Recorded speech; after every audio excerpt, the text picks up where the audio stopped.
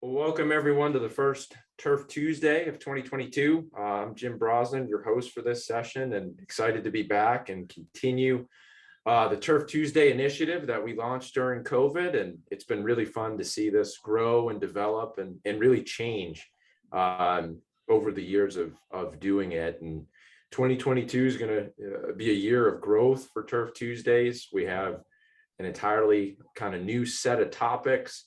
Little bit of a new format. One of the things that we heard from you, the folks that have joined us, is that kind of gravitated a little bit more to a conversational podcast type style. So that's what we're going to move to in 2022. You'll see the content on a number of different platforms. You know, those of you who are live with us today, obviously, are here and engaged. For those who have missed it, you know, we'll continue to post this on our YouTube channel. And now we're going to have a podcast feed on Apple Podcasts with just the audio from all of our Turf Tuesday sessions. So definitely look out for those in the future. Before we get into kind of the meat of today's session on lawn care, I want to take care of some business really quickly. I know that pesticide credits are important to many of you who are with us. All of the information needed for you to obtain your pesticide recertification credits for this session was captured at registration. So when you went through your Zoom registration, it asked you what state you wanted pesticide credits in. It asked you to put your license number in. That will automatically populate the roster that we need to send to your state Department of Ag in order for you to get your pesticide credit for today's webinar. The one caveat to that is that Zoom is tracking how long you're with us, and the Departments of Agriculture require that we need to have you with us for the entirety of the hour. So please stay with us for the entirety of the hour to ensure that you get the pesticide credit that you so desire for all of the different states for which our credits are offered this year. If you have questions as we go through today's session, I would encourage you to use the Q&A box in the bottom of your screen. That Q&A box is very helpful. It keeps the questions organized. It also allows us to answer them in a threaded manner, so it becomes easier for you to find the answer to a specific question. Our group's going to do our best to answer most of those questions aloud during the time that we're together, but in the event we miss one, we'll have folks from our side answering via text in the Q&A box. Lastly, last piece of business, if you are watching this on our YouTube channel as a recorded session or listening to this on Apple Podcasts, unfortunately, there are no pesticide credits or CEUs of any kind for archived viewings. It's only for live content. So those of you who are with us live, you're in luck. You will have your pesticide credits when we're complete today. I think that tidies up all of the business end of this. I'd like to welcome in several of my colleagues here. We've got Ben Hamza from FMC Corporation, Joe Krum from TruGreen, Dr. Horvath, who many of you know, my colleague from the University of Tennessee, and then Tyler Carr, who's one of our graduate students here at UT. He's going to be helping us with today's session as well. Gentlemen, welcome to 2022. Thank you, Jim. Thanks, Jim. Glad to be with you. So as our title implies, you know, our topic today is, I think, first and foremost on many of folks' mind this time of year. You know, Brandon and I as golfers, we gravitate towards this being Masters Week, but it doesn't take much driving around to see folks out working in their yard, and this is when everybody wants to you know, get the lawn in shape. So that's where we'll go today. And I know Brandon and I have lots of questions for you, given your experience in lawn care over the years. Before we get into that, why don't you each give a little bit of background about yourselves? Ben, you want to start? Sure. Yeah. Thank you, Jim. Good morning, everyone. My name is Ben Hamza, and I work for FMC Corporation. My job is basically as a director for product development. So in that function, I lead all product development activities that include R&D, includes formulation chemistry, technical services support, and also customer and client support. I've been with FMC a little over 2 years, but where I spent 24 years of my career right out of grad school, I got my PhD at Michigan State University, go Spartans, was lawn care. And so Jim and I were in a meeting back in the fall, and he said, "Hey, how about joining us on Turf Tuesday?" So I want to take this opportunity to thank Jim for the invitation as well as facilitation. So that's a little bit about me.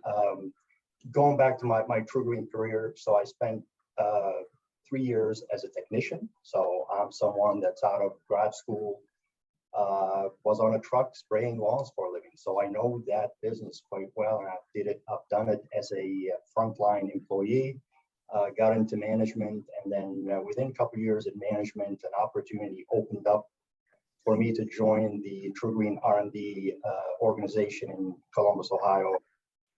Spent a few years there.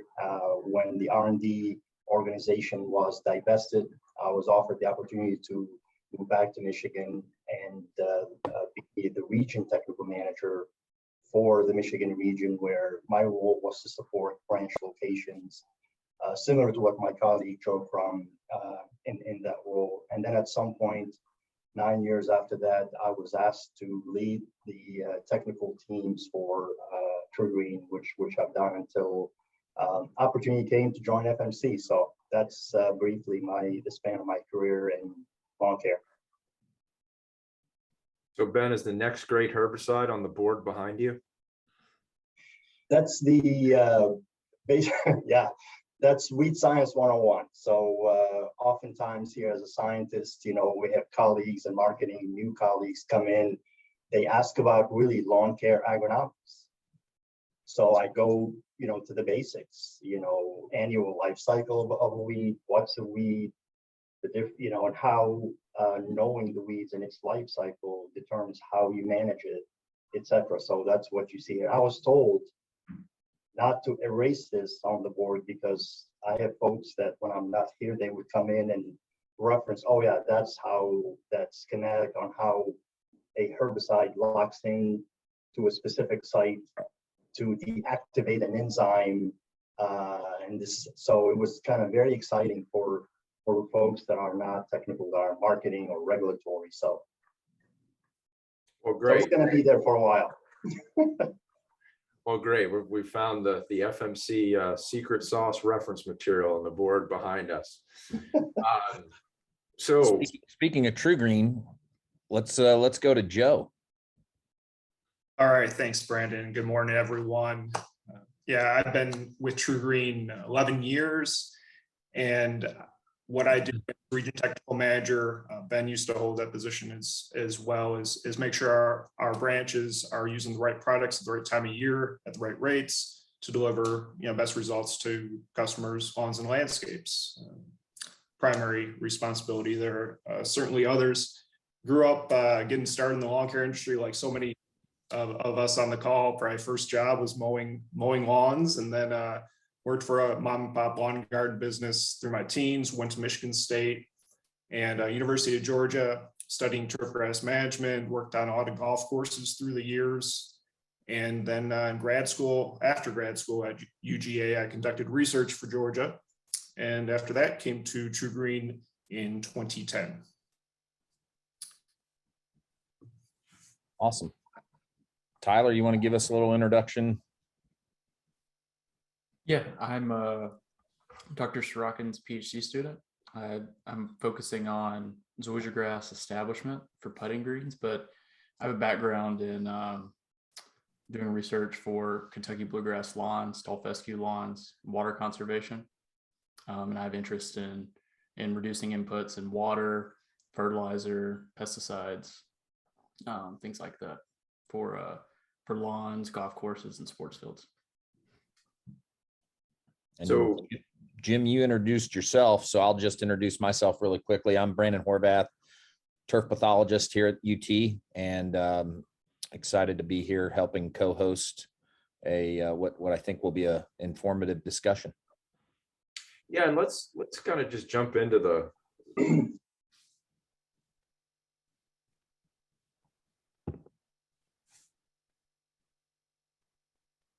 my desk this spring has been kind of an odd phenomenon on tall fescue lawns where we almost had what's akin to tiger striping on Bermuda grass in the fall. You know, in Bermuda grass in the fall, we see our first frost. You can get these weird patterns of interspersed dormant or brown turf from that sudden cold temperature freeze amongst green. It gives kind of that tiger striped approach. We've seen that, you know, here throughout Knoxville on tall fescue lawns after our recent spring freeze. Joe, have you gotten calls from customers about that this spring? Oh, absolutely. Our branches have, and service managers have brought it to my attention. And when I first got the first picture and the first phone call about it from one of our service managers in Knoxville, you know, the first question was, wow, that kind of looks like, you know, somebody sprayed non-selective herbicide on it, and it looked similar to that. So then I further discussions about, you know, what was applied, and then looking at recent weather trends, and you know, I reached out to Dr. Horvath, to Brandon, and Brandon helped point me in the right direction, and us in the right direction to identify really the cause of it was not pathogen related. It was really dictated by the recent weather trends. I mean, we had temperatures in the 70s for several days in Knoxville, followed by the weekend of the 12th, 13th of March. Lows got down into the teens, 20s and teens for multiple nights, and cold and frost injury was really the root cause of the issue. I have a picture to share here. And you know, this is what we're talking about, the weather data on the right, you know, looking at the, you know, highs in the 76, 77, 78, 79 on the 3rd through 6th respectively, and then the well below freezing temps, along with 6.5 inches of snow that was recorded at the Knoxville airport. So currently, and after this occurred, you know, especially with lawns that were recently fertilized, a lot of succulent growth, and we had the freeze and the frost events. But currently, the turf is recovering with mowing, and just a little help from Mother Nature with pushing more growth. Really, the lawns are recovering, and I know this was not isolated to just Knoxville. I saw reports from Western North Carolina and other areas too. But yeah, thank you, Brandon, for helping us out there, and appreciate it.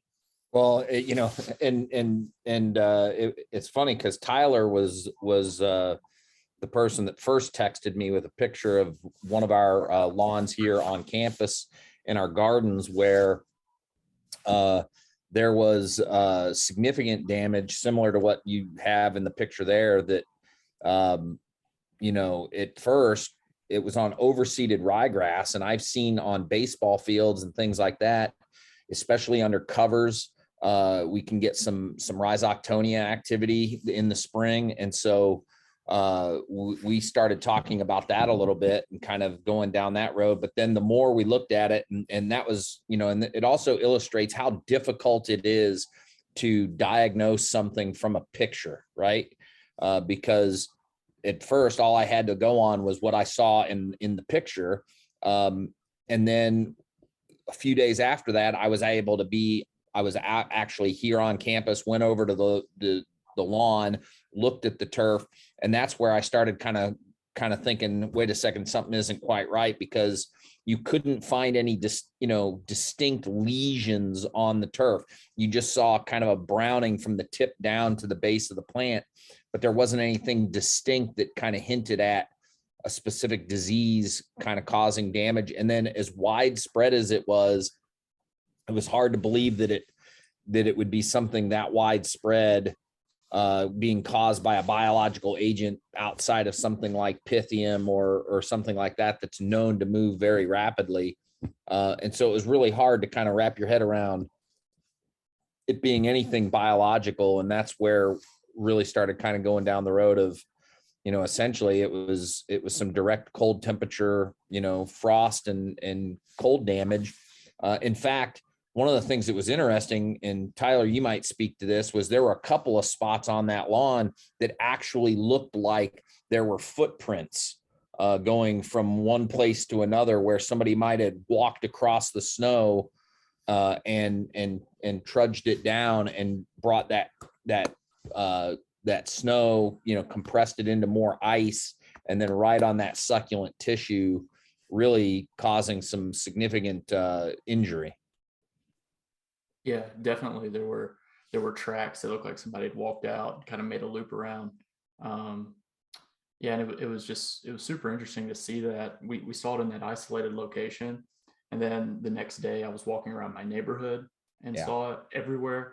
I drove out towards the airport, and you guys that have been to that airport know how much grass is right there, kind of on the bank, and it was covered with this. And I was like, "There's no way this is a disease." Yeah, no way. Something about it. Yeah, same here. I walked out of my house to walk the dog with my wife, and right across the street from us, the neighbors have a tall fescue lawn, and I felt bad for them. Like you said, Brandon, it looked like footprints, and I assumed, oh, they sprayed Roundup in their beds and tracked Roundup onto their tall fescue lawn on their shoes. And then you got a little bit further into the walk, and it was on their yard, and then the yard next to them, and the yard next to them, and like very clearly, it wasn't a herbicide situation, but something a little bit more widespread biologically. An abnormality for East Tennessee for sure. Ben, kind of segueing out to more of a national perspective, this has kind of been the most immediate hot button topic locally here. On a national level, what sort of hot topics are going on right now at that scale that you can see from high up in the tower? From high up in the tower, I would say the changes in environmental conditions can happen without notice. And I think the expectation is that from a customer standpoint, so I'm going to try to bring us back to ultimately the lawn care customer. They don't know this. And this is where I think for the LCOs or lawn care operators, specialists, technicians, what have you, communicating proactively. Because, think about this, that image that Joe shared. If it was, 3 or 4 months removed, it would be associated with an application that an applicator did.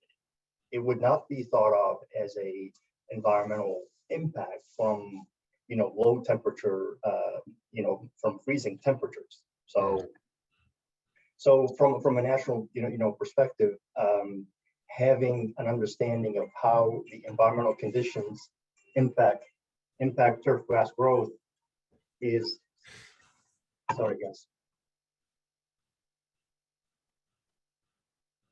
how environmental conditions impact turfgrass health and growth is important. Always be aware, and always try to reach out to your customer proactively.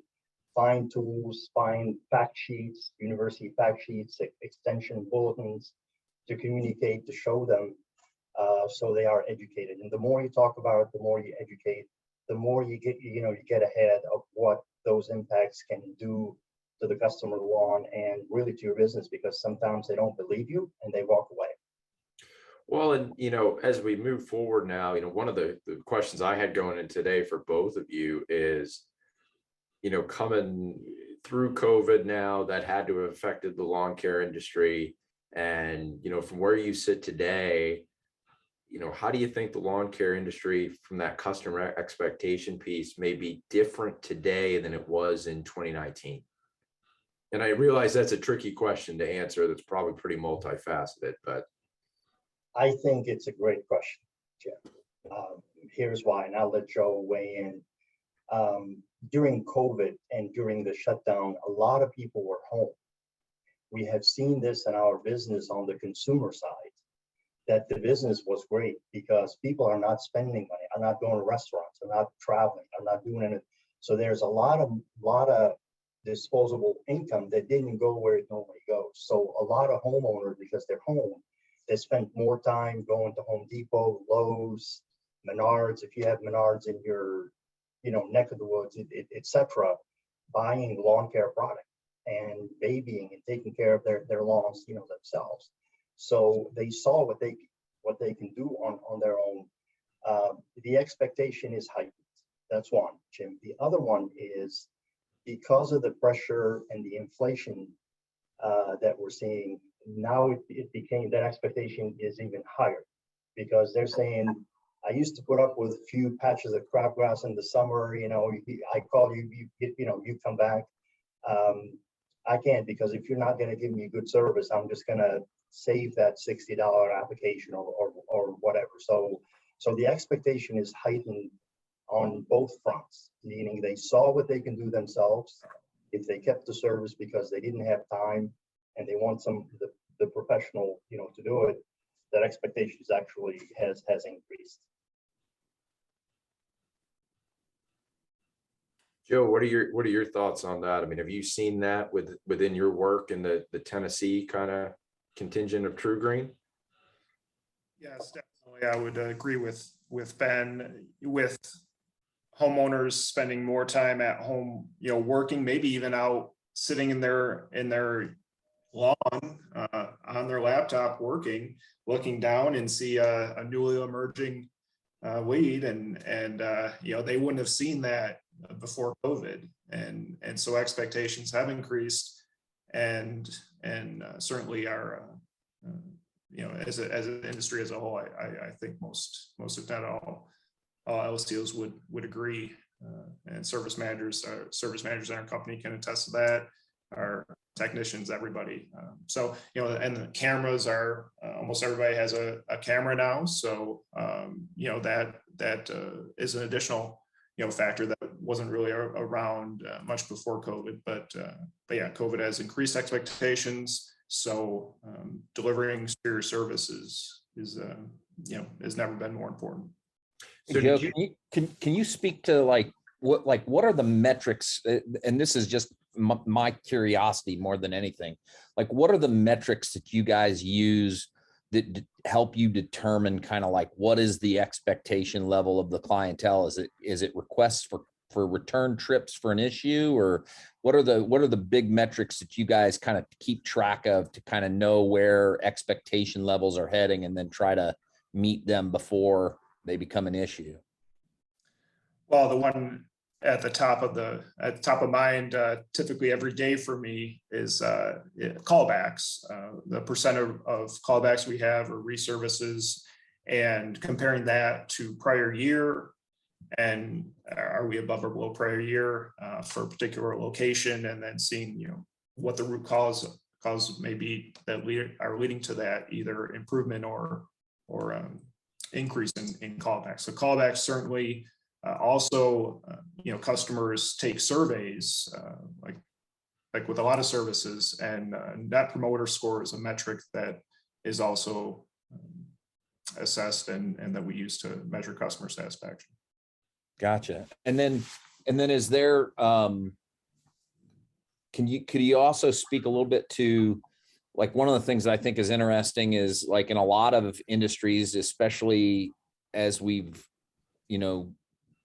kind of progressed over the last 5 to 7, 8, 10 years, there's a focus on more and more kind of custom level interaction with the customer. So rather than everybody just gets a one size fits all kind of solution, there's a custom solution for you and you and you. Where is that at in the lawn care industry? I mean, we've seen competitors come into the market that are boasting the ability to provide you with a custom solution for your specific location. But I think that's still a bit of a challenge, but I'm curious what your guys' thoughts are on that. Joe, you want to take that one, and I'll comment from a national perspective. Sure. One aspect that comes to mind is making sure our associates are equipped with the products to handle customized, or issues that may occur in one lawn but not another. Maybe it's later on in the season, maybe it's brown patch and tall fescue. Certainly not every lawn is going to be affected by that, but in cases and areas of the lawn where that may be an issue, well, we can provide the necessary solution with a product application. Hard to control weeds. We have multiple jugs of premixed material that are designated, labeled for either warm season turf, cool season turf, specific grass types to target perhaps crabgrass in the summer, or nutsedge, or other hard to control weeds that come across. So those are a couple examples that come to mind. Yeah, Brandon, the other thing with customization is so critical in a lot of organizations, not just we're going to talk about customization, but when it comes to executing on it, sometimes it can be very, very challenging. Because when you drive growth of your business through getting more and more customers, trying to maximize the number of customers in a geographic area, some level of standardization of what the service should look like needs to happen in order for the operator to execute and deliver. There's also the component of equipment. The trucks, the truck size, number of tanks. Joe talked about the mixtures, granular versus liquid. You have customers wanting quick green up. You have customers don't care about the green up, but they are more picky when it comes to any kind of weed presence, whether it's even weeds that the operator cannot control, i.e. controlling, let's say, Bermuda grass in fescue, removing it. That expectation is such that you really can't customize for that. So I would say the standardization is needed, some level of customization. Some operators do that. And I think some organizations have gone to the point where they introduce technology. So case in point, an app that would show the homeowner when the service is done, that they can track the truck, a lot of these type of things to kind of engage the customer and keeping them knowing that they're investing in their property. And there's also the lawn care of tomorrow. We hear about Sunday or Get Sunday, etc. Lawn care in a box. So there's a lot of pressures where an LCO with a number of employees, trucks, a route, etc. They can only customize so much before they're not really profitable or they can't deliver. Sure. Well, and you have to imagine too that the supply chain issues that have affected, really everything, that's a variable in this discussion too. I mean, if you're going to come up with a customized program for a specific property that's going to have different components, whether that's agrochemical protectants for diseases or weeds or different fertilizers or whatnot, that it's going to be a harder thing to accomplish when your basic materials are just harder to source and get where you need them. I mean, can you comment, Ben, on some of the supply chain issues you've seen at FMC so far? Yeah, I'll be happy to, Jim. We're seeing supply chain is you hear it on the news, you see it, and I have colleagues and other ag manufacturers, that share the same thing. So what I'm sharing here is across the industry, not specific to FMC only. So we saw 3 areas that the pandemic has impacted. And those 3 areas are freight costs, labor costs, and then raw material costs. And that's not even really including the inflation pressures, the oil prices going up from the recent conflict out in Ukraine. So those pressures impact the LCOs directly and indirectly. So for example, there's an early order program where lawn care distributors, lawn care product distributors stock up for the following year, Q1, Q2, Q3. And so what the pandemic did, because of the closures in a lot of manufacturing sites throughout the globe, in the US, Canada, Europe, China, etc., then you can have raw materials, you can have the intermediates. But the supply chain was impacted because the production of caps was not keeping up with the demand. The other thing that we learned through focus groups, when we talked about people staying at home for 18 months and they're locked in, Amazon orders went through the roof. So demand for boxes, went up, and it became more profitable for some freight companies to ship boxes than to ship caps or than to ship spreader parts for our, for the lawn care industry. Any material that use, spray guns, spreaders, spare parts, tanks, all of those were impacted either directly or indirectly. And the main culprit is anything that goes on a freight in the ocean. Usually the demand and the plan used to be like 1 to 3 months. Then they're saying we need 3 to 6 month leeway. Now it's 6 to 12 months plus in order to be so. And then the research, or at least the indication, is this may last another 24 months, assuming things level out before we get to normal supply chain and demand where it's predictable. So, Wow. And then one of the things that I would like to say for pesticide manufacturers is you can have the raw material like active ingredients, but the active ingredients technical grade, you need other intermediates to come up to a formulation that's going to end up in a jug. Well, if you're missing 1 or 2 key intermediates because of that issue, you cannot have product XYZ, and you say, well, we have it.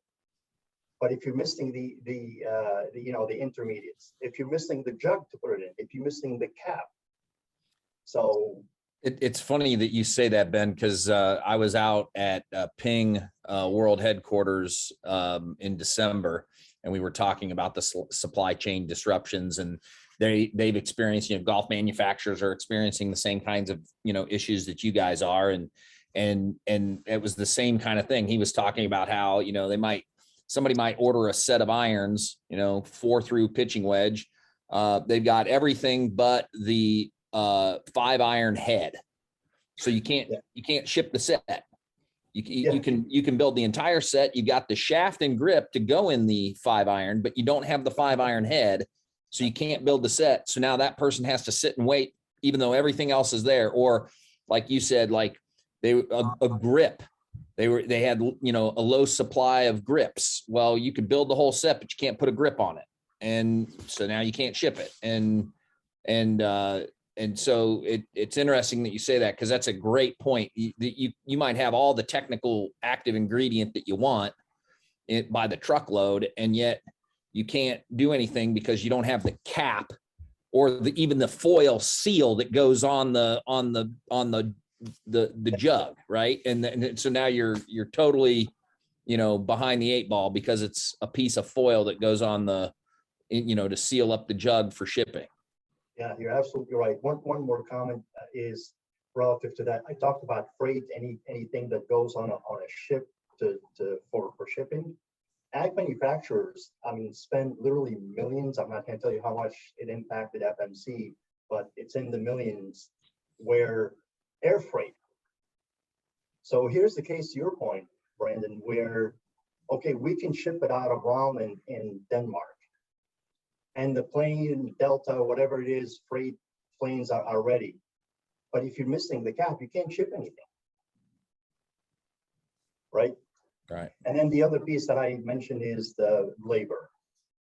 Folks that were, decided that it's time to take a break from work. You probably heard the term pandemic retirement, or what was the word? Yeah, that was one of them. And the other one was something sabbatical, like a COVID sabbatical or whatever, where they basically just voluntarily decided to get out of the workforce. So what you have is 24 hour line for manufacturing. When you're down by an 8-hour shift, you can't staff that shift. And then Yep. now all of a sudden you can't find it, but also you gotta have to spend more to bring people. They don't Right. have the expertise, so it's really a challenge. But we're seeing. So they're not having you go down to the line though, right? Unfortunately, they didn't like my work. So, because that was one of the things that the guys at Ping were telling us, that everybody in the company were being asked to contribute 2 weekends a month to help them catch up. So they're working on the line. Like you could have a vice president working on the line 2 weekends a month for an 8-hour shift making golf clubs. Yep. Wow. And that sounds cool and all, but then on the flip side of it, you go back to that, there's also a QC issue there, right? A quality control issue, where if there's somebody that's doing that job all the time and knows what they're doing versus somebody that's coming in a couple of weekends trying to put stuff together, that's another piece of the puzzle that's going to be there that you have to meet. Yep. Joe, how has the supply chain issues hit you guys? Well, going back to the movement of some employees away from the workforce, Dr. Kaufman, who I think we all know on the call, John from UT alum, he reminded me it is the Great Resignation. I think, is that what? The Great Resignation, yes. So That's the word. But so yeah, with supply chain directly affecting our operations, I think just what we're dealing with currently with fertilizer and fertilizer suppliers waiting on raw materials to formulate our analyses, and then maybe it's not a delay in formulation or anything within their control. It's the lack of drivers for tanking companies, for trucking companies. So those variables are affecting us. So with fertilizer, with going back to how Ben was talking about increased lead times, early orders, staying in close contact with our suppliers, and all those factors have come into the mix, especially recently with supply chain challenges, and then having plan B and even plan C options for if we're not receiving product A on time. Well, what else do we have in inventory that we can utilize, and perhaps it's combining active ingredients of products, so those are all options that we've looked at, and in some cases have had to move toward. I think this also illustrates a challenge with how we've moved into this world of just-in-time delivery and all of that kind of stuff to decrease our cost.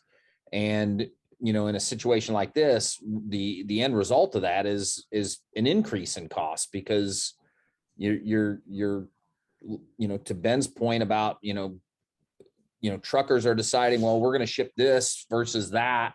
We're going to make more money off of Amazon deliveries than we are off of shipping caps, so that this company can put caps on their bottles.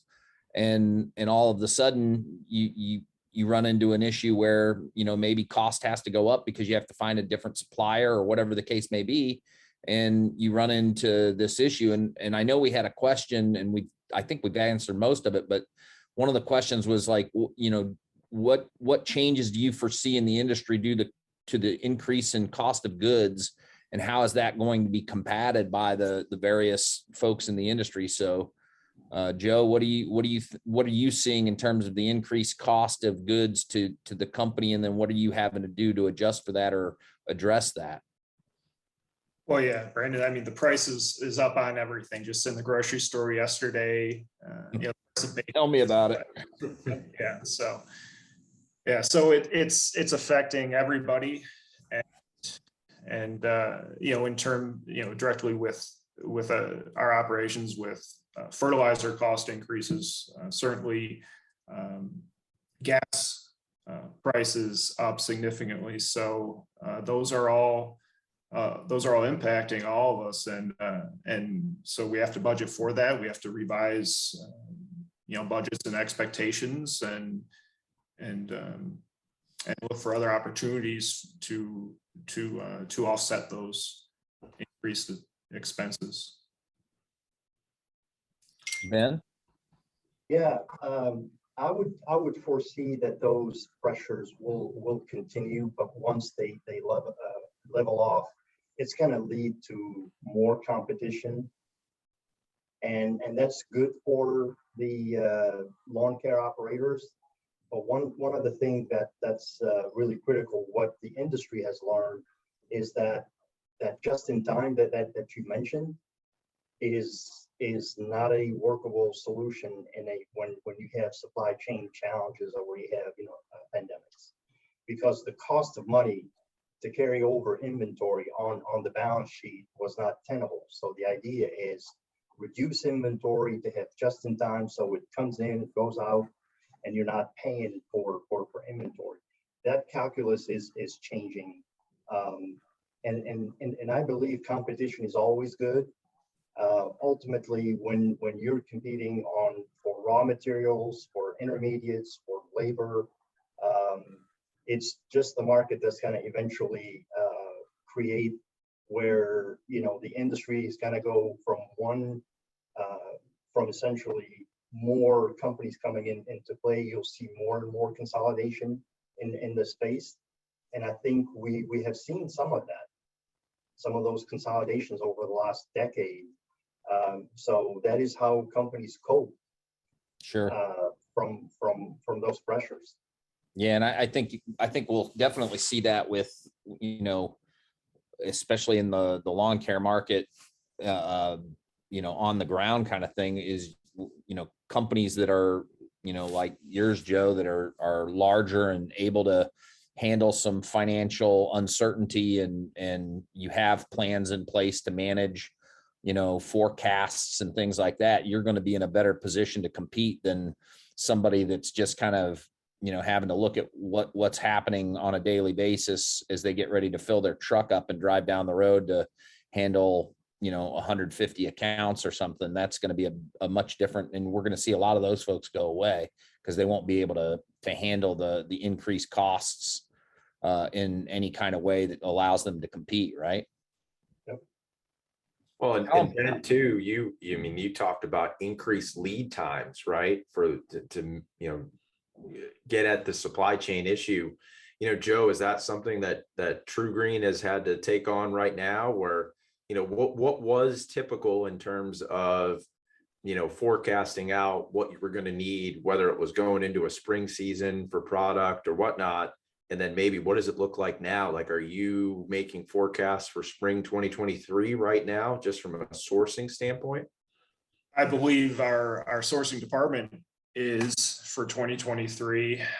It's really impacted us significantly. For example, I got an email yesterday from sourcing, hey, plan and get in orders for grass seed.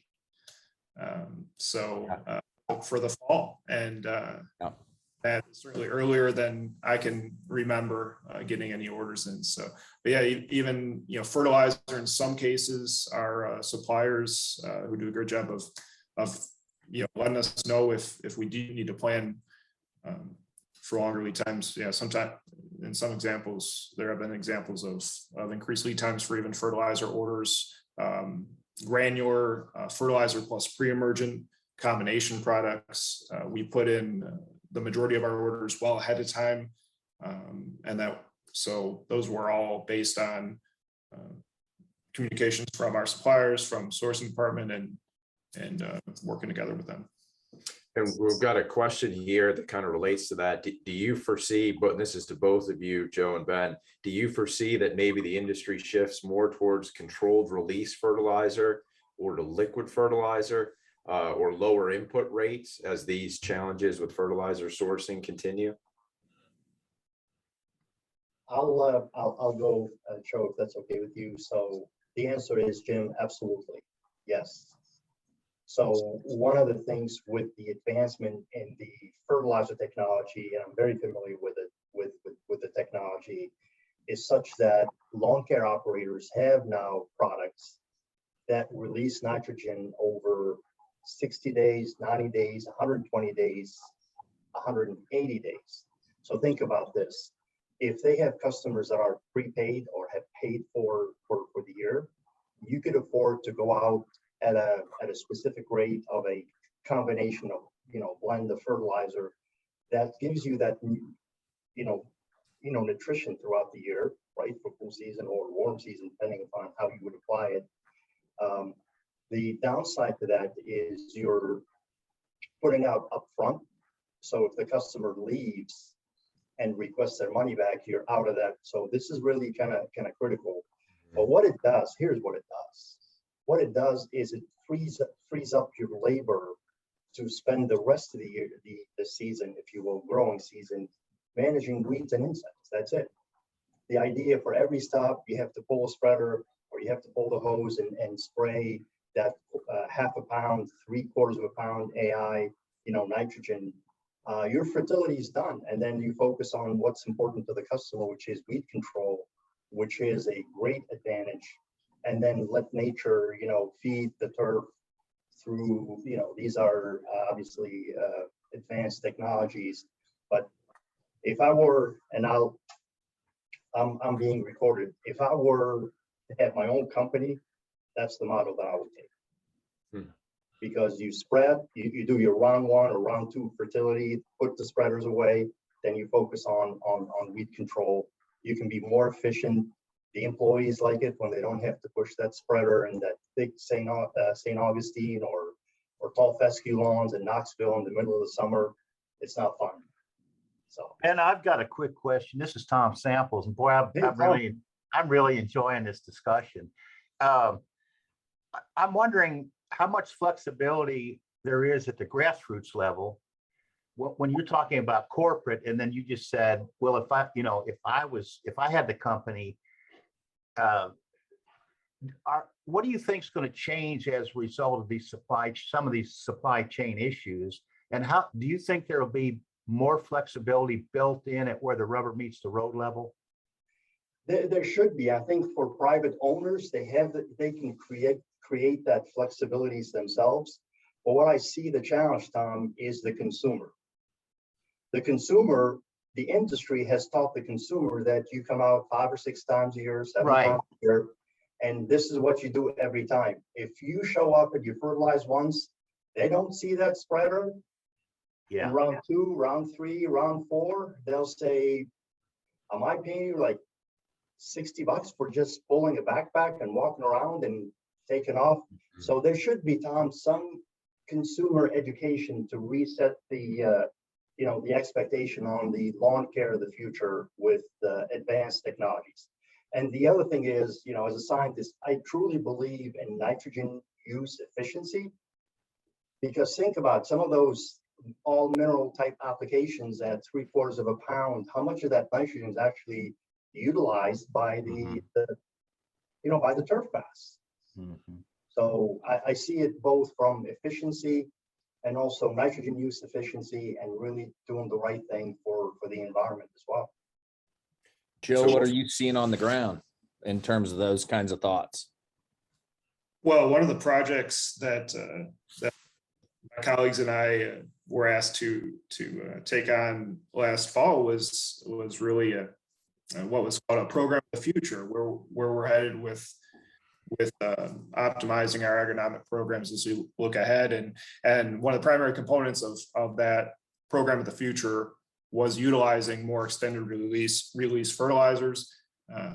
We've conducted some trials internally looking at extended release fertilizer products.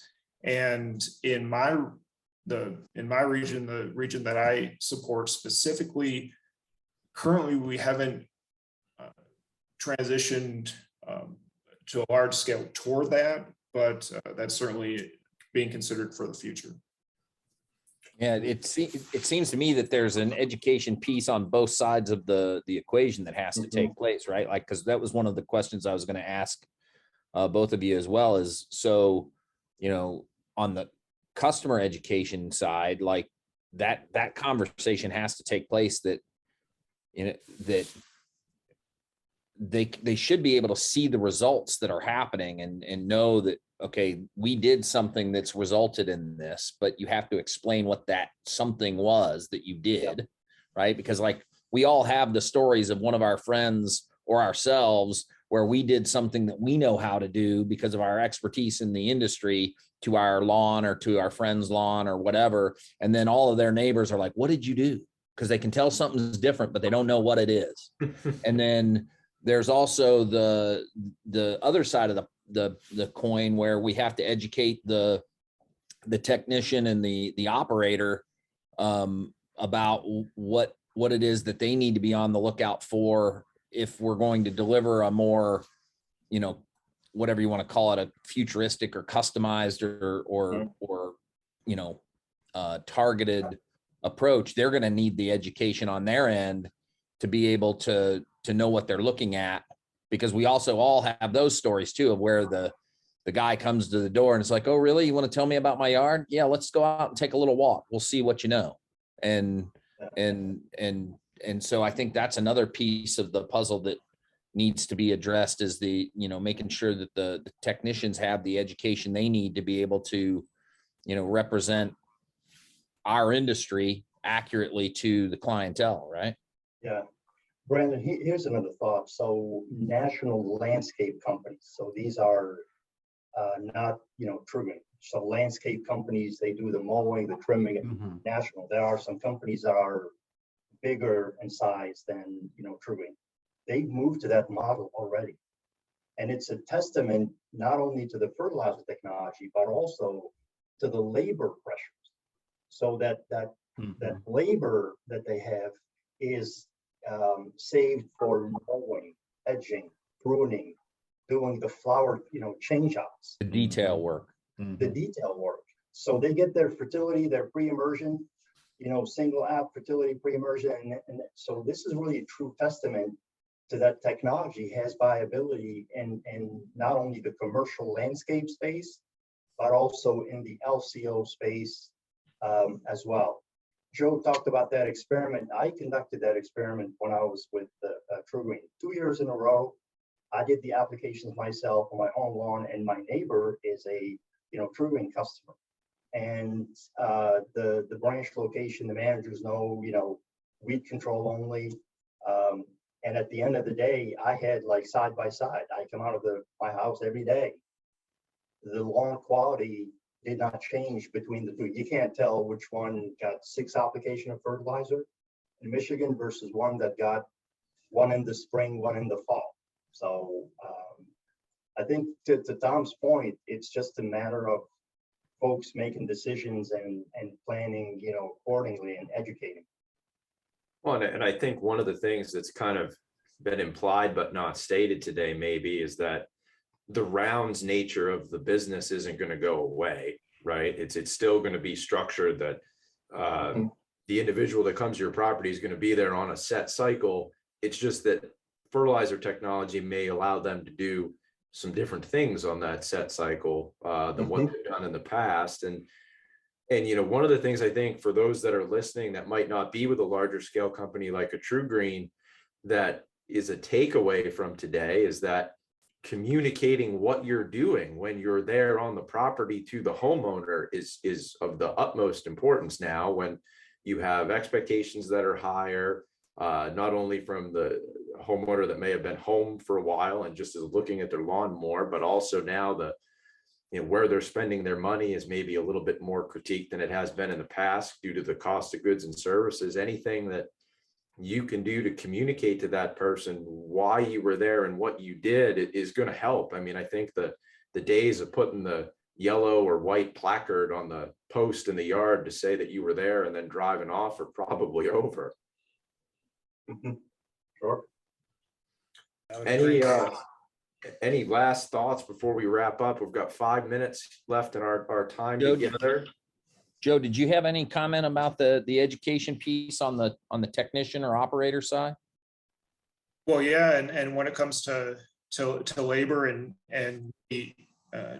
keeping our current workforce and reducing the turnover is critical, and some of that goes back to training and stepping up our training program. And so there are areas of TruGreen where we're looking at increasing the length of time where our associates are working with an experienced technician before they're asked to service customers out on their own, leveraging technology through applications, perhaps phone applications to help ID weeds. University of Tennessee, I know you have the UT turf Mobile weed manual. yeah, mobile weed Yeah. manual. Yeah. Thank you. And so that's one example. And yeah, just that's utilizing technology to help with training, and then therefore to the end result helping with communication with customers. Yeah, I know that's something that we're kind of keenly focused on in our program in terms of moving forward. Is the pandemic and the move to online instruction certainly illustrated that we can do it. And then as we move back to a more normal footing in terms of, on campus, how we're delivering education to our students, we're also focused on, from the extension perspective, as well as, a broader approach to kind of extending our knowledge out to our clientele. We want to engage with, both on the operations side, but also more general knowledge via distance learning methods, whether it's on Zoom like this, or it's using some of our learning management software to develop. One of the things we're looking at is developing certificate programs to provide a credential that's, verified by an institution like ours that says, you've gone and, learned this information at a level that illustrates some competency, and now you have a credential that you can use to demonstrate that to a customer. Say, hey, I went through this certificate training program, so I have maybe a background in what I'm doing, but I've also gotten some additional education to kind of help bolster my expertise. And I think that's going to be a critical piece moving forward as well.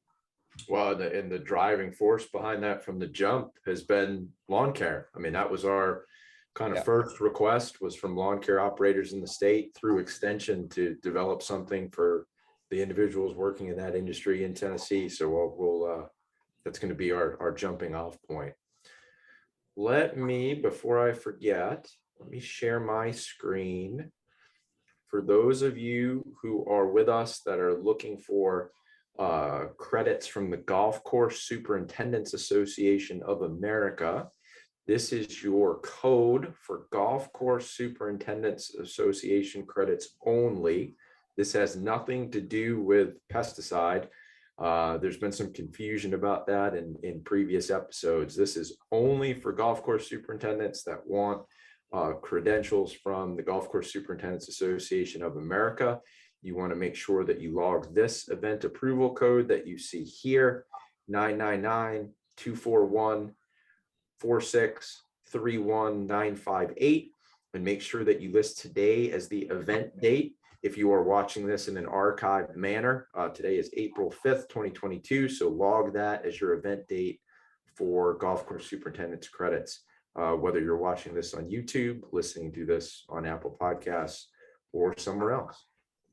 And Jim, there was a question about a field day this fall. Do you want to talk a little bit about what our plans are for 2022 as far as those kinds of things? Sure. Yeah. I mean, one of the things, and I know Brandon, you and Tom can attest to this, that, COVID has been a growth opportunity for the program, in that it's allowed us to take our information about turfgrass management and deliver it in kind of new and innovative ways. And this is one of those, right? That this has become our mechanism to connect with the industry, to deliver pesticide recertification opportunities.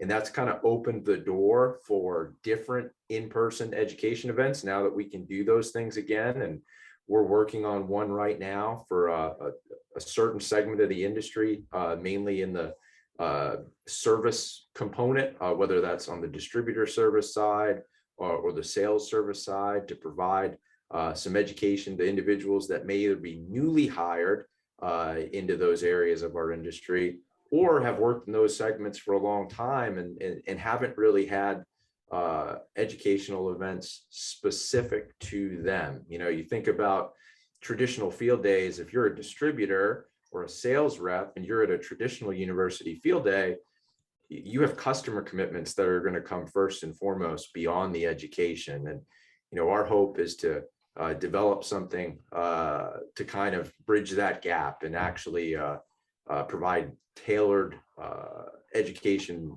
for you. So there'll be more coming out about that event later on this year. It's going to be under a banner called Tennessee Crash Course.